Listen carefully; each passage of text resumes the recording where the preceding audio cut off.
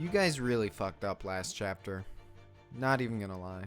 I don't know if it's because we started the new arc, or if people were just excited, but throughout my entire run of reviewing the anime and reviewing the manga before that point, the spoilers that I got were incredibly sparing. Like, I didn't have to deal with them almost at all. But suddenly, last chapter, everybody is just lining up to spoil me on this arc that everybody has been hyping up for so long, and I just don't get it. What do you guys want? How are you gonna hype up this arc for so long, and then when I finally get to it, you freaking spoil me? I'm not even gonna talk about what was spoiled. Hopefully there's a lot more to this arc than what I know already, but seriously, that really put a damper on just this. I'm excited. I'm really excited to get into this, and then some of you guys just want to ruin it for me. I was halfway tempted to just stop reviewing it weekly, read it all on my own, and then maybe make a retrospective review on the arc, which I know is what some people wanted, but I feel no desire to keep reviewing this if you guys are just gonna ruin this experience for me. And I'm not blaming all of you, but like the people who did, seriously, you couldn't just wait until we get to the chapters that you're talking about to say these things. Like, I don't get it. I don't get how you can be so passionate and excited about a series and then go out of your way to try to spoil something. I hate that. I hate it so much. So yeah, I just wanted to say that before we got into the review. That is really annoying, and please avoid spoilers from now on. I mean, it won't matter because I'm not going to be checking the comments immediately anymore. I've got Jensen as a mod. He is taking care of the spoilers, so hopefully I won't have to deal with that again regardless. But please, just don't comment spoilers at all. Like, keep it focused on this chapter. Don't mention anything that you even think is even close. Even just the smallest little spoiler. Don't even mention it. Don't tell me the names of these characters before I know them. Don't tell me what's going to happen in the future. Don't even hint. Don't be cheeky about it. Like, just don't do that. Don't do that, please. Like, that is a very simple request on my part. I just want to enjoy this series, and I was wanting to enjoy it with you guys, so come on. With that out of the way, let's get into this chapter. But before we even get into that chapter, in the reaction, you'll notice that I covered and reacted to the two special chapters, Special Chapter 1, which was Reg, and Special Chapter 3, which was Jiro, or Leader, and I had never read those before, so I wanted to read those because I had told somebody I would do that, so I did. And while I'm not going to dwell on it for too long, I did want to just briefly mention some things that I thought was interesting about those chapters. Mainly just one thing in the Leader chapter that I thought was interesting. In the Reg chapter, it was more so just getting a look into Riko's past, seeing that dog that she had mentioned way back at the beginning of the series, how she had a dog named Reg, and they did a nice parallel in that chapter, how it skips ahead like 7 years, I think, and she's with Reg, the human robot Reg. And Mio says the same thing that she said when Riko had the dog. She says, protect her, Reg. She's going into the abyss. She needs all the help she can get. Protect her. And I like the way that they drew that parallel there.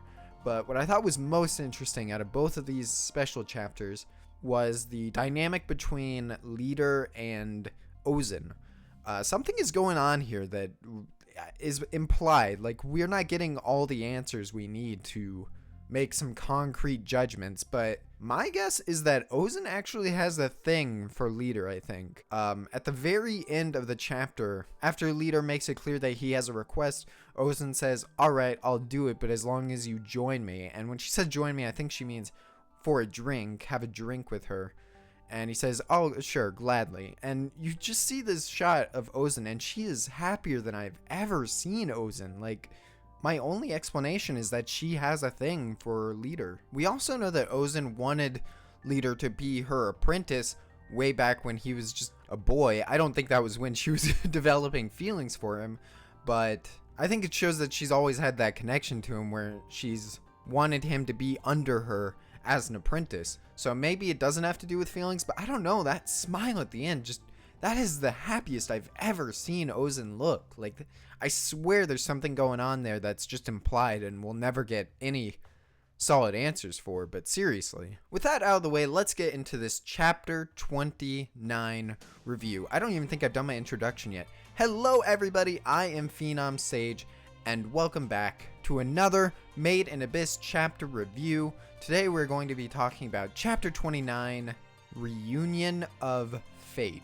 Now you can tell this was more of a build-up chapter to build up to the craziness that I'm sure is about to ensue in this arc.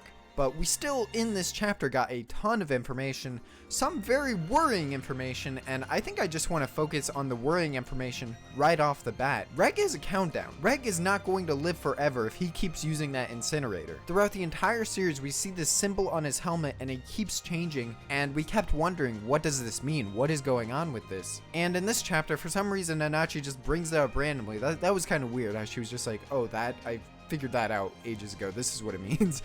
She didn't actually say that, but that's how it came across. Like, oh, you didn't bother telling me this sooner? She says that symbol is a trademark of the Abyss almost. It's found on a bunch of different relics, and it usually signifies that as the symbol changes, that means it has less and less uses left until it just becomes useless and can't be used. Now, there's a lot of speculation that can be made here. When Reg uses his incinerator, that is what is implied to cause that number to count down until Reg becomes useless. Now, what I'm wondering here is two things. One, if it is just the incinerator, can he theoretically just live forever if he doesn't use the incinerator? Or is it more of a like, just doing basic things like walking around and stuff, it doesn't take up nearly as much energy as the incinerator, but he's still on a countdown. Just a much longer countdown. And second, I'm wondering what useless pertains to Reg. Like, does useless mean he can't use the incinerator anymore?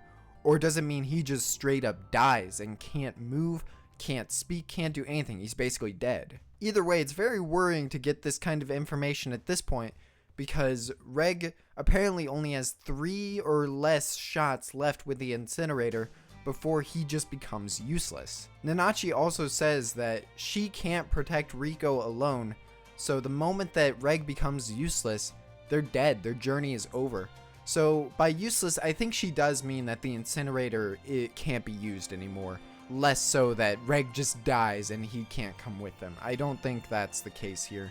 I think it's more so that she's saying that they're basically dead if Reg is down there in the 6th layer with them and he can't use his incinerator to save them from a dire situation. One thing I really enjoyed about this chapter was getting more look into Prushka's character, and yes, that is her name, Prushka, the character that we saw last chapter at the very end, saying, "Are you Papa's guests?" At first, I thought Prushka was like this larger character, more like a teenager, but it appears she's just a child as well, a child just like Riko, Reg, and Nanachi. In fact, she might even be younger than they are because she looks a bit smaller.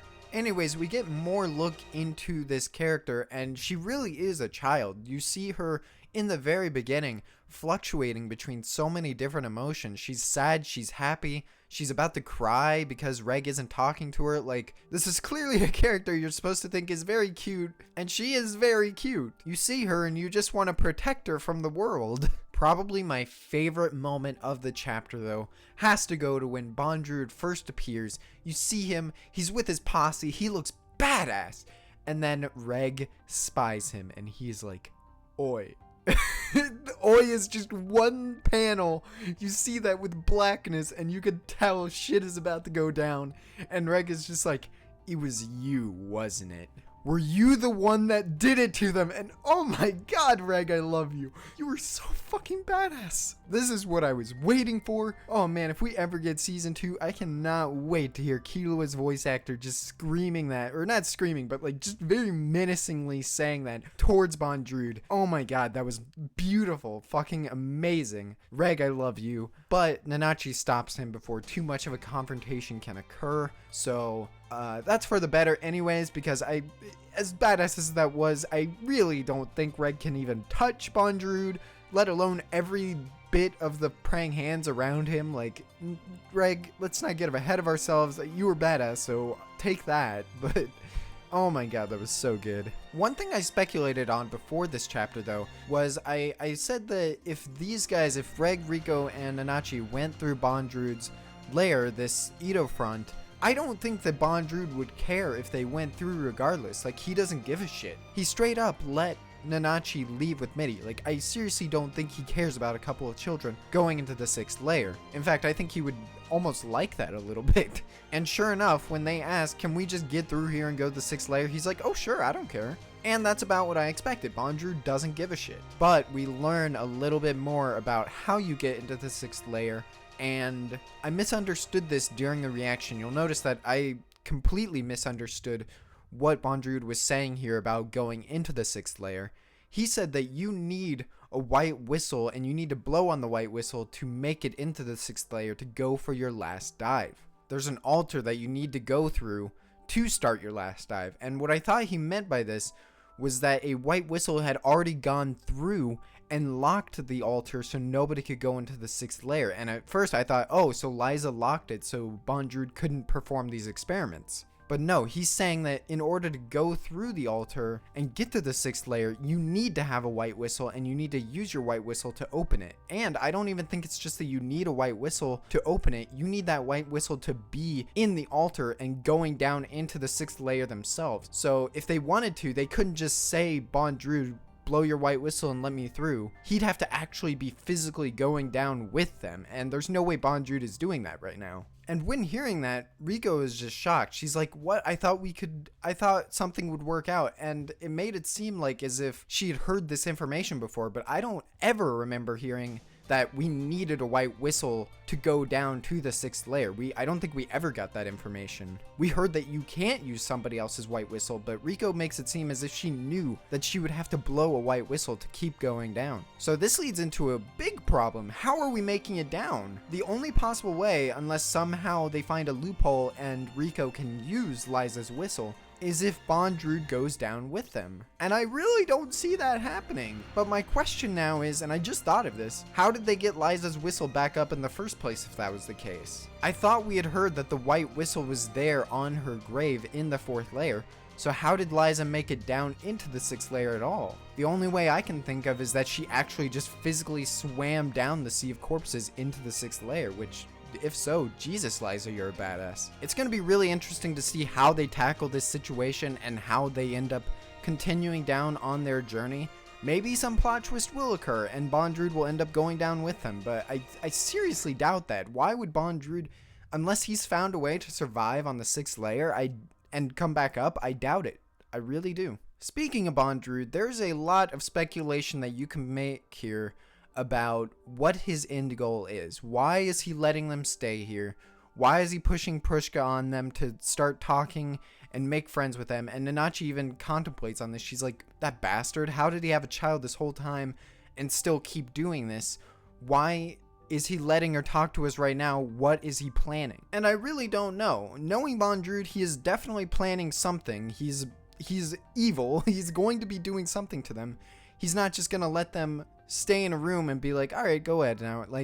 He's planning something. I don't know what he's planning, but he's planning something. A large portion of this chapter is actually spent with Prushka, just them bonding and talking to each other. Prushka means Flower of Dawn, which I love. I love that name. And for some reason, they focused very heavily on these energy rations type 4 and Riko eating one, and I am frightened. What did Bondrewd put in that? Something is going to happen with that, and I don't want to know. Like, why else would he focus on that energy ration so much? Something is going to happen. I think he might have potentially poisoned Riko, but there's no way Riko's dying from poison. That would be bullshit.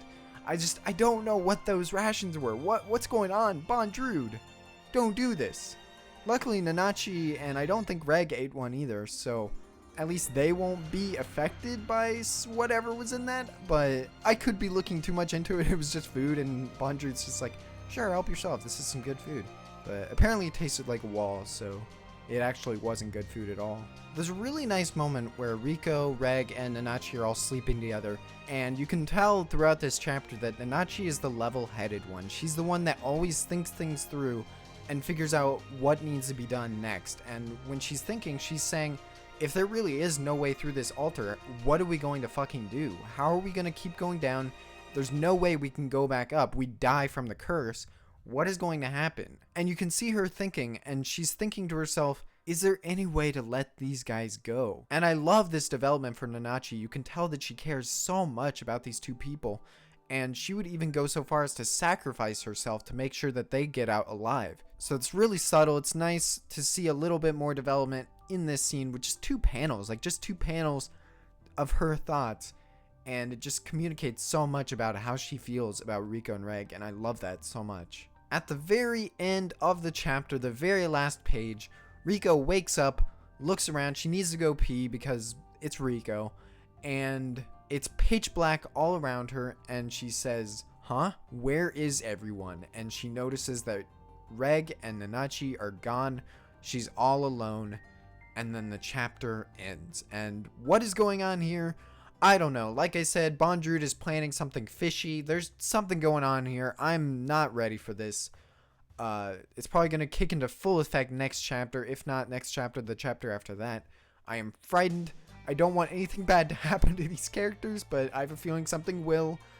And I'm just ready for the next chapter. A lot of you guys asked me how am I able to stave off wanting to go to the next chapter, and the reason is because I'm reviewing it, and it's fun experiencing this with you guys. I have to thank you guys again though. Last chapter I asked you guys what are good chapter combinations that would be good to review together, and I got a lot of different answers, but I'm going to follow what I think is best, but I still have you guys' guidelines to the chapters written down, so I'm gonna follow that and see how that goes. I think I have a plan on what I'm gonna do with those chapters. I'm gonna read and react to the chapters that you guys grouped up all at once, so I'm getting the full experience that you guys recommended, and then I'll be reviewing them after the fact individually in a way that I see fit. Although if it's something where it's grouping together 2 chapters, like chapter 30 and 31 or 35 and 36 or whatever, I will probably be releasing those 2 individual chapter reviews the same week within the same 2 days,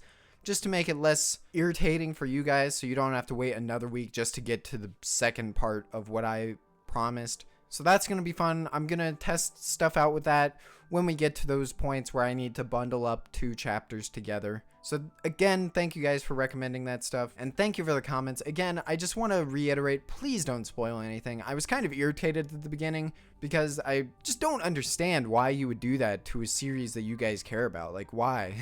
If it was me talking about a series that I care about and I was caught up, I would want that person to experience it blind and see their firsthand reactions to this stuff. So yeah, thank you guys again. Stay tuned this Saturday for the Hosoke no Kuni episode 5 review. That's going to be hype. That episode looks so good.